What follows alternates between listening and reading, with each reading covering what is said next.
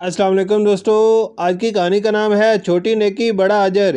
دینو مسجد میں داخل ہوا تو مولوی صاحب خطبہ دے رہے تھے۔ وہ خاموشی سے بیٹھ کر سنتا رہا۔ معمولی پڑھا لکھا تھا، کچھ سمجھ آیا کچھ نہ آیا، لیکن جب مولوی صاحب نے بتایا کہ ہمیں چھوٹی سے چھوٹی نیکی کو بھی حقیر نہیں سمجھنا چاہیے اور ایسے واقعات جن میں معمولی عمل پر اللہ نے بے حساب اجر دیا، تو دینو نے دل میں سوچا یہ کوشش تو میں بھی کر سکتا ہوں۔ نماز ختم ہوتے ہی وہ فوراً مولوی صاحب کے پاس گیا اور ان سے کوئی آسان سی کتاب مانگی جس پر عمل کر کے وہ بھی ثواب کما سکے۔ مولوی صاحب نے اس کا شوق دیکھ کر اسے ایک آسان سی حدیث کی ترجمہ شدہ کتاب دے دی۔ اب دینو کو ایک نیا مشغلہ مل گیا تھا۔ روز کھیتی باڑی سے فارغ ہو کر کتاب اٹھاتا، ہجے کر کے پڑھتا۔ سردیوں کے دن تھے، بیوی بچے میکے گئے ہوئے تھے اور گھر میں خاموشی تھی۔ ایک دن وہ بستر پر بیٹھا کتاب پڑھ رہا تھا کہ اس کی نظر ایک حدیث پر پڑی۔ حضرت ابو ہریرہ رضی اللہ تعالیٰ عنہ سے روایت ہے کہ رسول اللہ کریم صلی اللہ علیہ وسلم نے فرمایا، قیامت کے دن اللہ فرمائے گا، اے ابن آدم، میں بیمار تھا، تو نے میری عیادت نہ کی۔ یہ پڑھ کر دینو چونک گیا، حیرانی سے آگے بڑھنے لگا۔ میں نے تجھ سے کھانا مانگا، تو نے مجھے کھانا نہ کھلایا۔ اب وہ مزید پریشان ہو گیا۔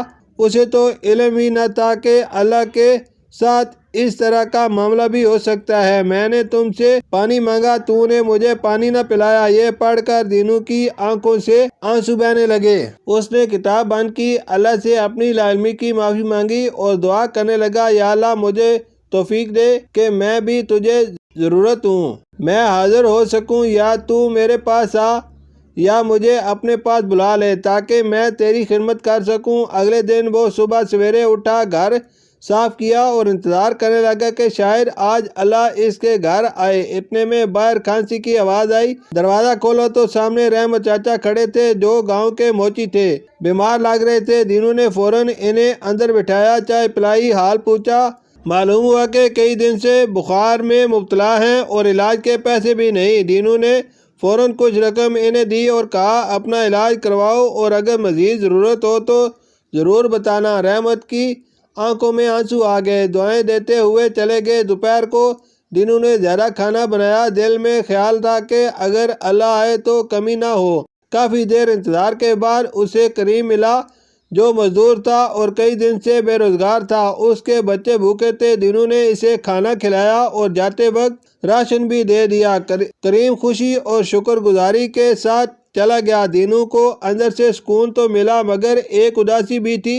سارا دن گزر گیا مگر اللہ تو نہیں آیا۔ وہ پریشان ہو کر دوبارہ کتاب کھولتا ہے اور آگے پڑھتا ہے۔ وہ شخص کہے گا، اے میرے رب، میں تیری عبادت کیسے کرتا، تو رب العالمین ہے۔ اللہ فرمائے گا، میرا بندہ بیمار تھا، اگر تم اس کی عیادت کرتے تو مجھے اس کے پاس پاتے۔